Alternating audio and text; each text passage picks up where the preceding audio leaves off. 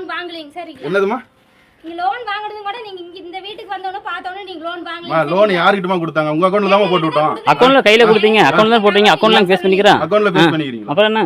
நல்லா வாங்கிட்டு நல்லா பேசுறீங்க. அப்புறம் அப்ப நீங்க இந்த மாதிரி பேசுனீங்கன்னா அந்த போனை கீழ வச்சிட்டு பேசுங்களா? நீங்க எது காதுல வச்சிட்டு எங்களை திட்டிட்டு இருக்கீங்க? காதுல வச்சிட்டு என்னத்த பேசுறாங்க?